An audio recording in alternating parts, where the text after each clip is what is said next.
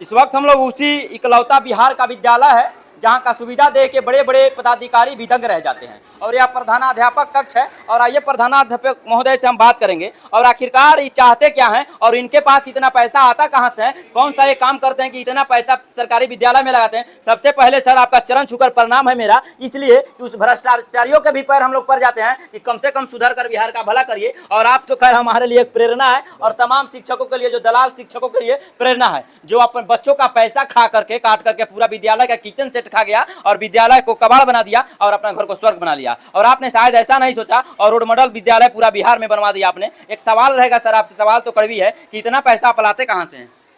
पहले तो सर मेरे विद्यालय में आपका स्वागत है, आपका बहुत बहुत धन्यवाद कि आप आए और हमारे विद्यालय को कवरेज कर रहे हैं ताकि अन्य लोग भी इसे देखें और सरकारी विद्यालय इसी रूप में रखें। रही पैसा की बात, तो सरकार सर बिहार सरकार हमें इतना पैसा ज़रूर देती है कि इस रूपरेखा में हम अपने विद्यालय को रख सकते हैं। अगर सही ढंग से उसे खर्च किया जाए, योजनाबद्ध तरीके से और ईमानदारी से अगर खर्च किया जाए, तो निश्चित रूप से सभी सरकारी विद्यालय का रंग ढांचा ये जो है इसी विद्यालय की तरह दिखेगा। मैं कोई इकलौता विद्यालय इस तरह का नहीं रखा हूँ।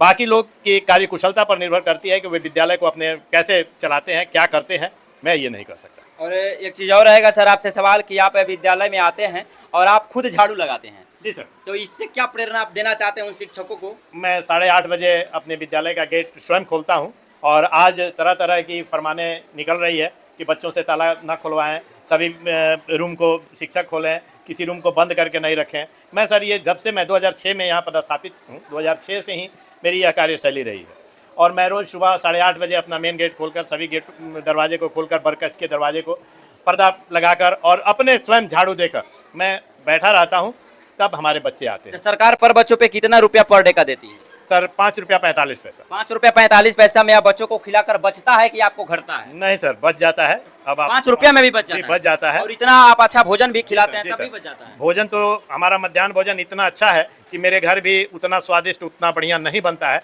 आप स्वयं देखेंगे कि मेरा भोजन कैसा है, खाकर चेक किया और उसमें भी सर बचता है। वो पैसा को मैं अपने विद्यालय विकास में ही लगाता हूँ।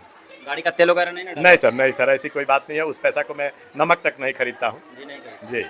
और बाकी लोग को क्या कहिएगा जो पूरा विद्यालय का बच्चा आएगा, 28 को अटेंडेंस बनेगा, 428 को, और पूरा पैसा वीआरएस में गड़बड़ी करके सचिव से लेकर अध्यक्ष और बीओ डीओ सारा मालेमाल हो जाता है, आपको होता है लोग की नहीं बचता है, इसीलिए ऐसा व्यवस्था है, उन लोगों के लिए क्या कहिए? नहीं सर, ऐसी बात नहीं है। आज मेरे यहाँ 349 में 308 बच्चे उपस्थित है। आप काउंट करके देखेंगे तो 309 होंगे, 307 नहीं मिलेंगे, पहली बात। और जिस शिक्षक का जो पद होता है, बड़ा गरिमापूर्ण पद होता है, उस गरिमा को हम अपने पहचाने और वैसा काम नहीं करें जिससे हमारी कहीं हसारत हो। मैं तो यही कहूँगा। एकाएक आपको क्या लगा, क्या ऐसा जुनून भूत सवार हो गया? बिहार का आप क्या ठेका ले रखे थे इस अही टोली का? यहाँ समझिए कचरा में रहने वाले लोग थे, एक कचरा समझकर यहाँ छोड़ दिया गया था। ना 2006 के पहले यहाँ कोई विद्यालय था, ना कोई लोग यहाँ आता था, और ये सब गोबर का ढेर रहा होगा, नहीं तो झोपड़ी रहा होगा। एकाएक आपने कैसे ठेका ले लिया कि नहीं हमको इसको बदल देना है और स्वर्ग में तब्दील कर देना है? अगर इस धरती पर कहीं स्वर्ग है बिहार में तो आपके विद्यालय में, ये मेरा दावा है और मैं मानता हूँ। अगर आपके विद्यालय देखकर ना मुझे इतना गुस्सा आता है कि पटक पटक के मारता वैसे पदाधिकारियों को जो भी सिस्टम को खराब कर दिया। नहीं सर, मैं तो ये नहीं कहूँगा। हाँ, जहाँ तक बात हुई कि यहाँ आने का, तो मैं मेरे जो उस समय में प्रखंड शिक्षा पदाधिकारी श्री रमेश चंद्रा हुआ करते थे, उन्हें वो रोके यहाँ आने से कि नहीं वहाँ मत जाइए, वो पिछड़े इलाके की बस्ती है, वहाँ पठन पाठन का कोई नहीं है, पढ़ा लिखा लोग नहीं है, पढ़े लिखे लोग नहीं है, आपको काफ़ी समस्याओं का सामना करना पड़ेगा। तो मैं उनके बातों को नज़रअंदाज करके और टार कर मैं कहा कि सर मेरी आवश्यकता वहीं है, और मैं यहाँ आया। आने के 1-2 माह तक तो मुझे लगा कि मैं अपने अफसर का बात न मानकर मैं बहुत बड़ा गलती कर दिया हूँ, लेकिन मेरा प्रयास रहा और जुनून लगा रहा। और वो वाला बात बताइएगा जरा, किसी ने आपको बुलाया है मास्टर इधर वाला? जी सर, मेरी नियुक्ति 1 दिसंबर 2006 को हुई, नियोजन। तो विद्यालय नहीं था, कहीं जगह नहीं था, मैं पढ़ाऊँ तो कहाँ पढ़ाऊँ। तो मैं अभी 10 रोज हो गया था, तो मैं यहाँ आया तो एक महात्म राम करके मेरे पंचायत में पंचायत सेवक हुआ करते थे, उन्हें लोग बताया कि यही मास्टर साहब की नियोजन में यहाँ हुआ है। तो वो चाल किए मुझे कि ए मास्टर इधर आओ। ए मास्टर? हाँ सर। तो मैं गए और प्रणाम किया उन्हें। मैं बोला कि सर कहा जाए, तो टंडैली कैला से तनख्वाह हम ना दे, यहाँ बैठिए और पंचायत का काम कीजिए, आप नहीं तो आपका पेमेंट हम नहीं बनाएंगे। तो हम पूछे सर कि कितना पढ़े लिखे हैं आप?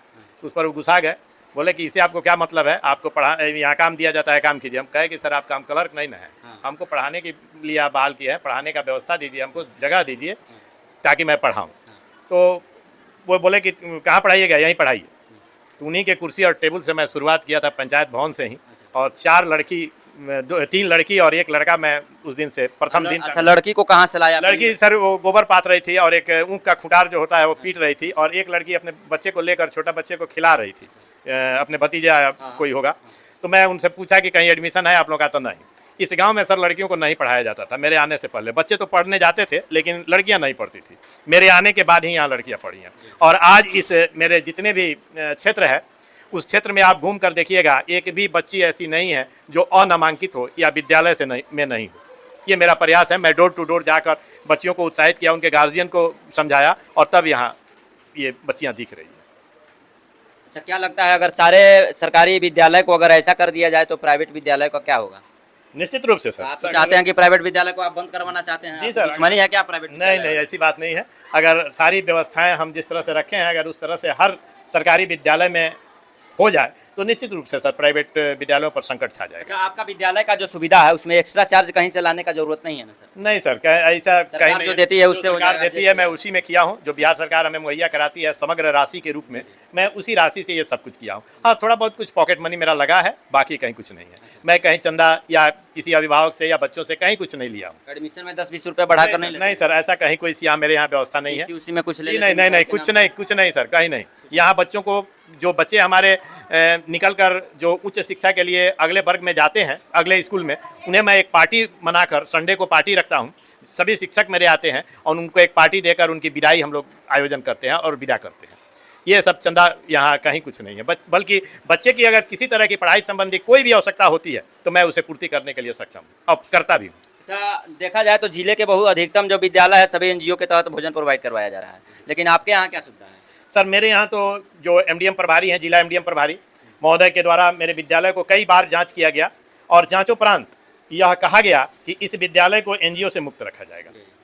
जी, तो मैं अपने स्वयं भोजन बनवाता हूँ, मार्केटिंग भी मेरी स्वयं की है, और मैं भोजन बनवाता हूँ और बच्चों को देता हूँ। और देखा जाए तो अब एनजीओ का काम रह गया है कि बच्चों को फुसलाना, एक थाली में भोजन रख देना, और भोजन किस प्रकार का है, किस स्वाद का है, ये सारे लोग समझ रहे हैं कि उनका बच्चा अब क्या खा रहा है। पहले क्या था लोगों को कि मास्टर खा के मालामाल हो गया, लेकिन अब एनजीओ वाला खा रहा है तो लोग पूछने नहीं जाएंगे। लेकिन कारण यही नहीं है, कुछ लोगों का बहुत बड़ा कमी है कि सर हमारा बचवा का पैसा नहीं आया, हमारा बचवा के अंडा मिला कि नहीं। लेकिन सबसे बड़ा कमी है कि वो गार्जियन जाकर ये नहीं पूछते हैं कि हमारा बचवा पढ़ रहा है कि नहीं, आप विद्यालय में किस प्रकार की शिक्षा दे रहे हैं। तो यहाँ के जो अनपढ़ लोग थे, जिन्होंने पढ़ाई का कुछ जाना नहीं, वहाँ सर आकर के एक ऐसा माहौल क्रिएट किया कि सारे यहाँ के बच्चे, देखा जाए तो वैसे बच्चे का जो विचारधारा हो, डिसिप्लिन हो, शिक्षा हो, इंटेलिजेंस हो, जो भी चीज़ हो, आपको प्राइवेट विद्यालय में नहीं मिलेगा। अब मैं उन शिक्षकों से विनती करता हूं कि सर जूता मारने से बढ़िया है मैं आपके पैर पर लूं कि थोड़ा, भोजपुरी में कहावत है कि सर न सीखता अधोसीख। अगर आपसे इतना ना होता है तो आधा जरूर कीजिएगा, हम लोग आपका सहयोग करेंगे। और आप लोग से विनती है, उस पदाधिकारी से विनती है,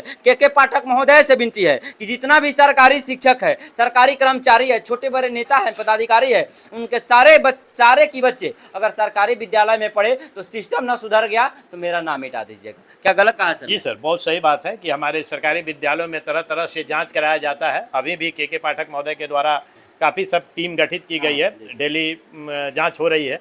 लेकिन सर एक जरूर आप सच कहे कि अगर हमारे पदाधिकारी का, हमारे नेतागण का, वो चाहे प्रखंड स्तर पर हो, पंचायत स्तर पर हो, किसी भी स्तर पर हो, अगर उनके बच्चों को यह बाध्य कर दिया जाए कि नहीं आपके बच्चे सरकारी विद्यालय में ही पढ़ेंगे, तो निश्चित रूप से सर दशा दिशा सुधर जाएगी और कहीं कोई जांच की आवश्यकता नहीं पड़ेगी। जी, अपने आप सिस्टम सुधर जाएगा। फिलहाल सर के बारे में आप क्या सोचते हैं और ऐसा व्यवस्था के बारे में आपका क्या राय है? क्या आप चाहते हैं कि बिहार बदले? तो वीडियो को बहुत ज़्यादा शेयर कीजिएगा ताकि उन शिक्षकों के पास पहुंचे जिसका आंख मुना गया है, कम से कम उनका आंख खुल जाए। फिलहाल आप देख रहे थे चंपारण टॉप न्यूज में मनदीप कुमार। जय हिंद, जय बिहार।